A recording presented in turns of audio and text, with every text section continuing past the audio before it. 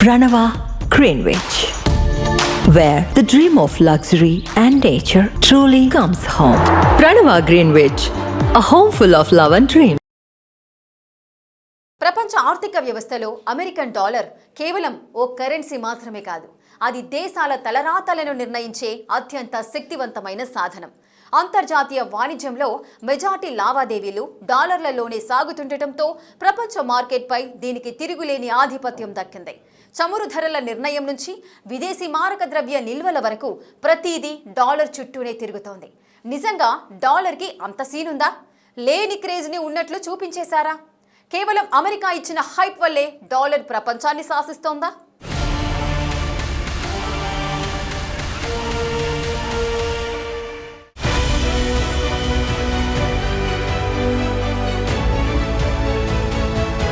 Dollar అనేది కేవలం కాగితం ముక్క కాదు, అదొక గ్లోబల్ ఎకనామిక్ ఇంజన్. అయితే అది కేవలం హైప్ వల్ల మాత్రమే నిలబడిందా, లేక దానికి బలమైన పునాదులున్నాయా అనేది ఇప్పుడు హాట్ టాపిక్ గా మారింది. అమెరికా తన సైనిక శక్తితోనో మార్కెటింగ్ చాకచక్యంతోనో డాలర్ ని బలవంతంగా రుద్దిందని కొందరు భావిస్తుంటారు. కానీ డాలర్ ఇంతటి శక్తివంతమైన కరెన్సీగా మారడానికి చరిత్రలో జరిగిన ఓ సంఘటన, అప్పటి అమెరికా ప్రెసిడెంట్ తీసుకున్న నిర్ణయమే కారణమనే వాదనలు వినిపిస్తున్నాయి.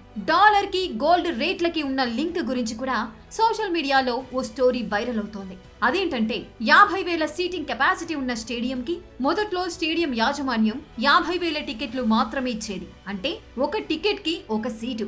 ఇది పక్కా గ్యారంటీ. చాలా ఏళ్ల పాటు ఈ సిస్టమ్ చాలా నిజాయితీగా నడిచింది. ఇక్కడ టికెట్ అనేది కేవలం ఓ రసీదు మాత్రమే. అసలైన విలువ ఈ సీట్ లో ఉంది.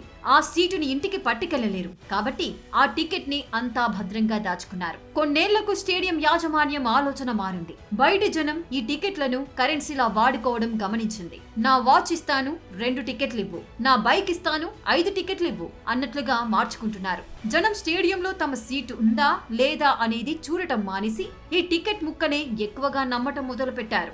ఇక్కడే యాజమాన్యానికి ఆశ పుట్టింది. లేని సీట్ల కోసం కూడా అదనపు టికెట్లు ప్రింట్ చేయడం మొదలు పెట్టారు. 50,000 సీట్లున్న స్టేడియానికి 1,00,000 టికెట్లు అమ్మారు. తర్వాత దానిని 5 లక్షలు, చివరకు 10 లక్షల టికెట్లు అమ్మేశారు. నిజానికి అక్కడ సీట్లు ఖాళీ లేవు, కానీ లేని సీట్లని టికెట్ల రూపంలో అమ్మేసి వారు బిలియనీర్లైపోయారు.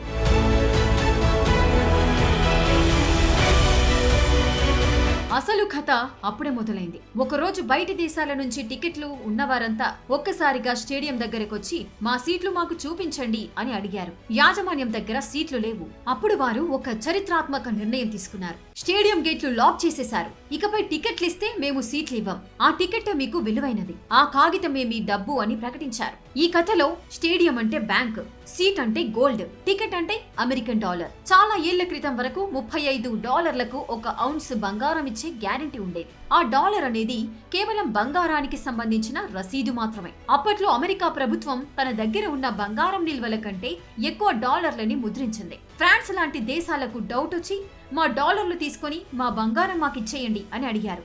దాంతో అప్పటి ప్రెసిడెంట్ నిక్సన్ 1971లో గోల్డ్ విండో మూసేశారు. అప్పుడు ఆయన ప్రపంచానికి ఏం చెప్పారంటే, ఇకపై డాలర్ అనేది బంగారానికి రసీదు కాదు, ఆ డాలరే అసలైన డబ్బు అని ప్రకటించారు. దాంతో ఈ రోజు ప్రపంచంలో ట్రిలియన్ల కొద్దీ అమెరికన్ డాలర్లు చలామణి అవుతున్నాయి. కానీ అగ్రరాజ్యం దగ్గర బంగారం మాత్రం అంతే ఉంది. అందుకే ప్రతి వస్తువు ధర పెరుగుతోంది, కానీ అక్కడ బంగారం నిల్వలు మాత్రం పెరగట్లేదు. మిడిల్ క్లాస్ పీపుల్ అంతా డబ్బుని పొదుపు చేస్తున్నారు. ధనవంతులు మాత్రం నిజమైన ఆస్తులని, బంగారాన్ని కొనుగోలు చేస్తున్నారని చెబుతున్నారు.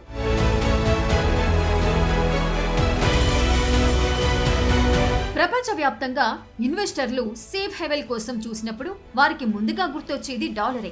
అమెరికా ఆర్థిక వ్యవస్థ పతనమవుతుందనే భయం ప్రపంచానికి ఇంకా కలగలేదు. ఇతర దేశాల కరెన్సీలతో పోలిస్తే డాలర్ విలువలో స్థిరత్వం ఎక్కువ. యుద్ధాలు, ఆర్థిక మాంద్యం వచ్చినప్పుడు కూడా ప్రపంచం డాలర్ వైపే మొగ్గు చూపుతోంది. 1970లలో సౌదీ అరేబియా లాంటి చమురు దేశాలతో అమెరికా ఒక ఒప్పందం చేసుకుంది. ప్రపంచంలో ఎక్కడ చమురు కొనాలన్నా డాలర్లలోనే చెల్లించాలనేది దాని సారాంశం. అంటే మీకు పెట్రోల్ కావాలంటే మీ దగ్గర డాలర్లు ఉండాల్సిందే. దీనివల్ల ప్రతి దేశం డాలర్లను నిల్వ చేసుకోవడం తప్పనిసరి అయింది. ఈ ప్రపంచంలో ఏ మూలకు వెళ్లినా అమెరికా డాలర్ చెల్లుబాటు అవుతుంది.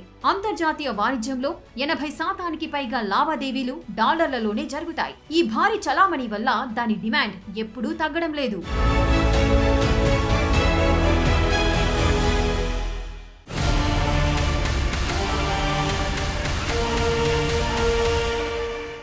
అమెరికా తీసుకున్న చిన్న ఆర్థిక నిర్ణయమైనా, వడ్డీ రేట్ల మార్పైనా ప్రపంచవ్యాప్తంగా ఉన్న స్టాక్ మార్కెట్లను, ఇతర దేశాల కరెన్సీ విలువలను చిటికెలో ప్రభావితం చేయగలదు. భౌగోళిక రాజకీయాల్లో ఎన్ని మార్పులు వచ్చినా ఇప్పటికీ డాలరే ప్రపంచ ఆర్థిక సామ్రాజ్యానికి చక్రవర్తిగా కనిపిస్తోంది. ఇందుకు డాలర్ వాల్యూని అమాంతం పెంచేయడమే బిగ్ రీజన్. అసలు డాలర్ వెనుక ఏం జరిగింది? మనకు తెలియని డాలర్ కథలేంటి?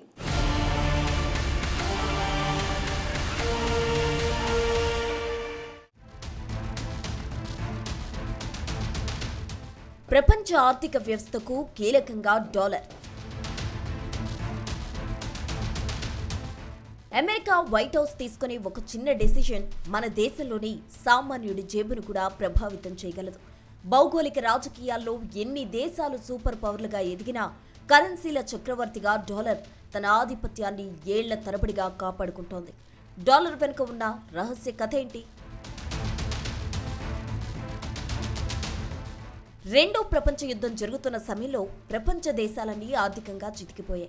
అప్పుడు 44 దేశాల ప్రతినిధులు అమెరికాలోని బ్రెటన్ వుడ్స్ అనే ప్రాంతంలో సమావేశమయ్యారు. అప్పట్లో ప్రపంచంలోనే అత్యధిక బంగారపు నిల్వలు అమెరికా దగ్గరే ఉండేవి. దీన్ని అవకాశంగా తీసుకుని ఓ ఒప్పందం చేసుకున్నారు. ప్రపంచంలోని అన్ని దేశాల కరెన్సీల విలువను డాలర్తో లింక్ చేయాలని, డాలర్ విలువను బంగారంతో అనుసంధానించాలని తీర్మానించారు. అంటే డాలర్ ఇస్తే బంగారం వస్తుందనే నమ్మకంతో అంతా డాలర్స్ను వాడడం మొదలుపెట్టారు. అప్పటి నుంచే డాలర్ గ్లోబల్ రిజర్వ్ కరెన్సీగా అవతరించింది. అయితే 1971లో ఓ ఊహించని మలుపు వచ్చింది. అమెరికా ఆర్థిక వ్యవస్థ ఇబ్బందుల్లో ఉన్నప్పుడు నాటి అధ్యక్షుడు రిచర్డ్ నిక్సన్ ఓ సంచలన డెసిషన్ తీసుకున్నారు. డాలర్స్కు బదులుగా బంగారం ఇవ్వడం నిలిపేశారు. దీన్నే నిక్సన్ షాక్ అంటారు. అప్పటి వరకు బంగారం బ్యాకప్గా ఉన్న డాలర్ ఒక్కసారిగా కేవలం అమెరికా ప్రభుత్వం ఇచ్చే భరోసా మీద మాత్రమే నడవడం మొదలైంది. అయినా డాలర్ విలువ తగ్గలేదు. డాలర్ డామినేషన్ తగ్గకూడదంటే దానికి ఏదో ఒక బలమైన ఆధారం ఉండాలి. అందుకే అమెరికా సౌదీ అరేబియాతో ఓ డీల్ చేసుకుంది. ప్రపంచంలో ఎవరైనా చమురు కొనాలంటే కేవలం డాలర్స్తోనే కొనాలి. ప్రతిగా సౌదీకి అమెరికా సైనిక రక్షణ కల్పిస్తోంది. దీనివల్ల చమురు అవసరమైన ప్రతి దేశం డాలర్ల నిల్వలు ఉంచుకోవడం తప్పనిసరి అయింది. ఇదే డాలర్ను ప్రపంచం మొత్తానికి అవసరమైన కరెన్సీగా మార్చింది. ఇక అమెరికా వడ్డీ రేట్ల మాయాజాలం కూడా అప్పుడప్పుడు కనిపిస్తూ ఉంటుంది.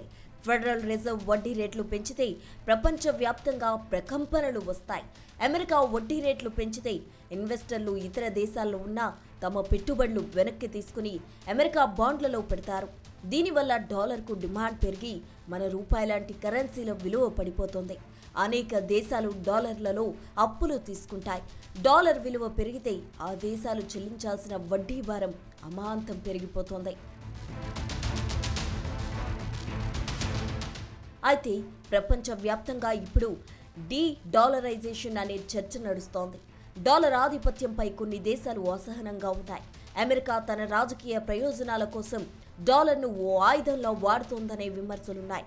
రష్యా ఉక్రెయిన్ యుద్ధం తర్వాత రష్యాపై విధించిన ఆంక్షలు చూసి భారత్, చైనా లాంటి దేశాలు తమ సొంత కరెన్సీల్లో వ్యాపారం చేయడానికి మొగ్గు చూపుతున్నాయి. మరోవైపు చైనా కూడా యువాన్ను అంతర్జాతీయ కరెన్సీగా మార్చాలని తీవ్రంగా ప్రయత్నిస్తోంది.